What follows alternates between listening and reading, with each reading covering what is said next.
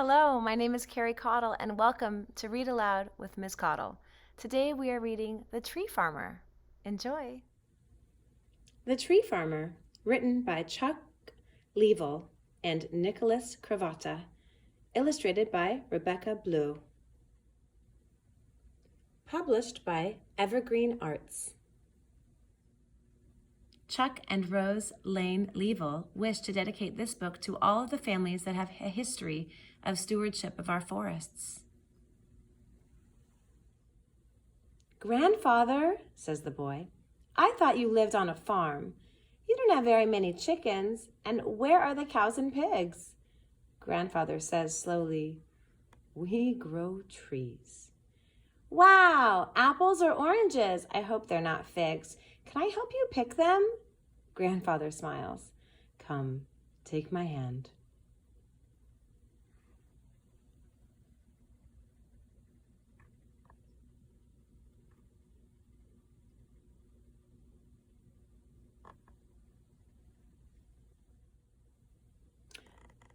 Let me introduce you to the pines.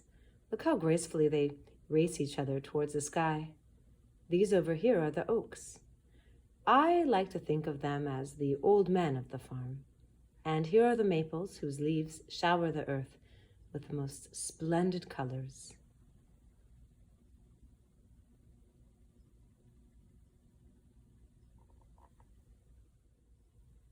"They are so beautiful," says the boy. "Trees offer more than beauty," says Grandfather, watching the boy. "These trees clean the air we breathe and the water we drink. Without the forests of the world, we would not be able to live."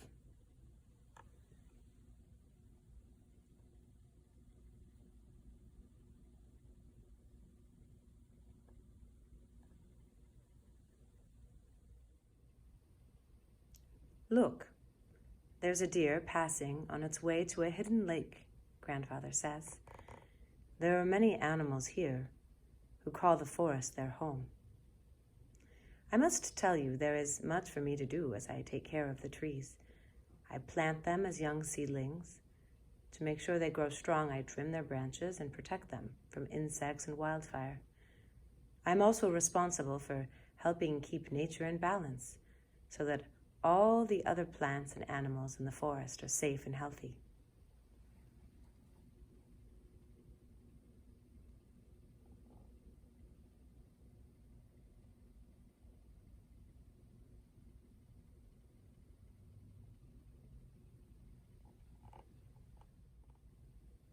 There is much to consider.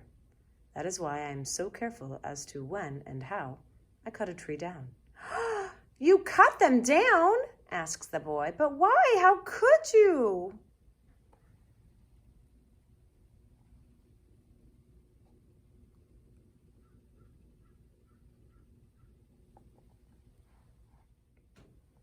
Grandfather reaches for the nearest tree.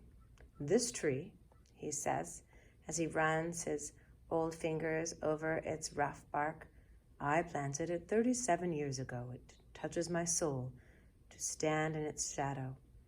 After today, it will touch souls in a completely different way. Part of this tree will be made into a crib to protect a baby and gently carry her as she dreams."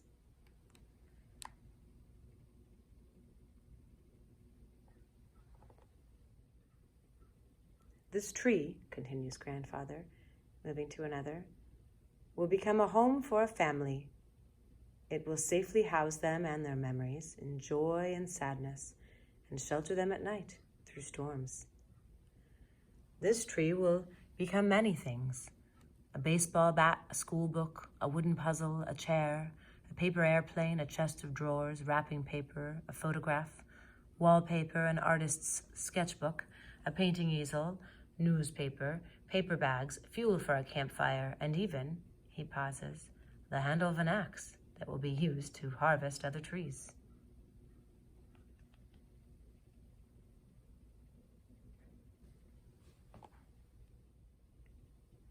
"The life of this tree will pass to the piano, to be made from its wood.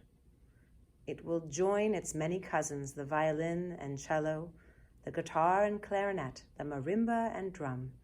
It will live on in the sweetness of music, reflecting the rhythm, harmony, and melody of life.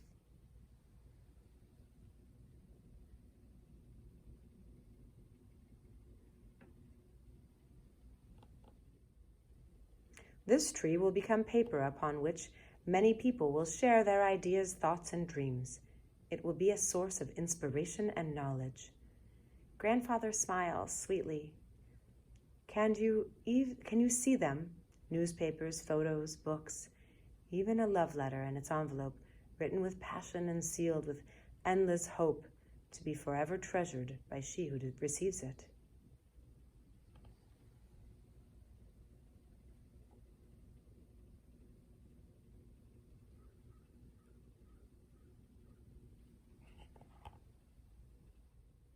Grandfather closes his eyes as he rests his hand on the next tree. This tree, too, he says softly, is sacred. It is destined to become a four-poster bed, the place where dreams are conceived. It will quiet the body after the day's work is done and make the spirit young again with the promise of a new day.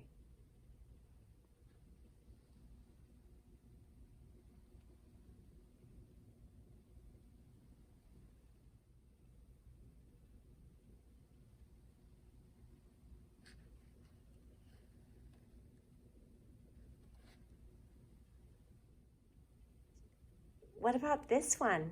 Asks the boy, turning to the large oak in front of the farmhouse. What will happen to this tree? This oak was here before my grandfather and will be here long after you share it with your own grandchildren.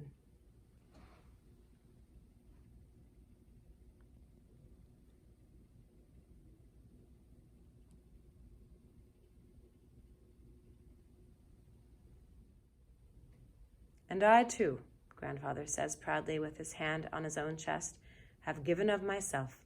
I'm a steward of this land and have worked hard with respect and love to care for the trees.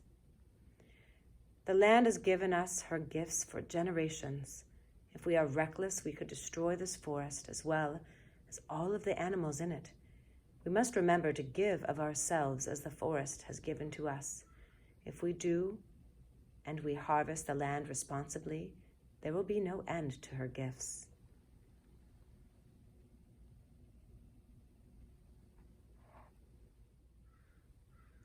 Putting his hand on the head of the boy, Grandfather says softly, "In what marvelous ways shall you give of your life, young one?"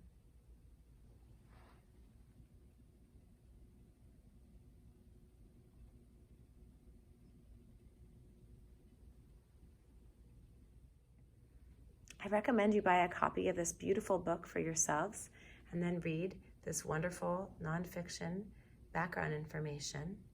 You can also visit their website, thetreefarmer.org. Here are the authors. We have an actual tree farmer as one of our authors here, and also our author and illustrator.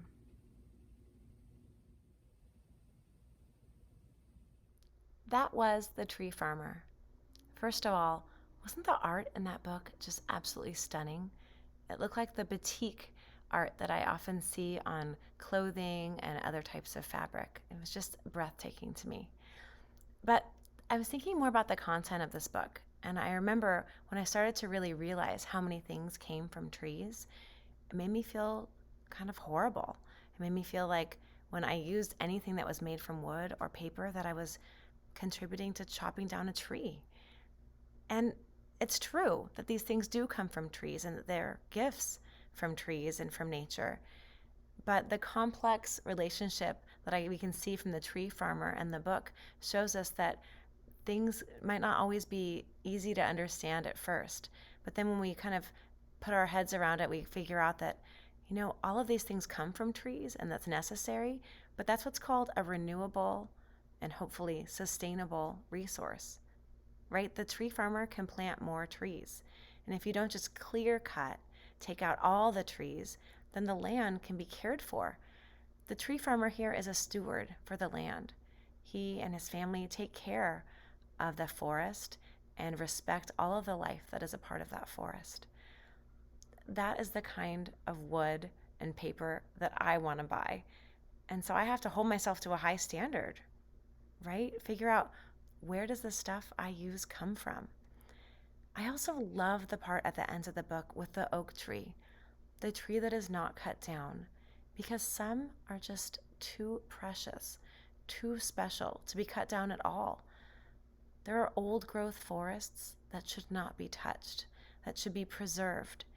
And instead, we should trust tree farmers like the one in this book and some all over the world who know how to care for the land, know how to plant in a reasonable cycle and harvest these trees so that we can use the gifts of these trees for so many incredible uses. Thank you for being a steward for the land. Thank you for planting trees, thinking about where all of your things come from, and making responsible choices. Take care of each other.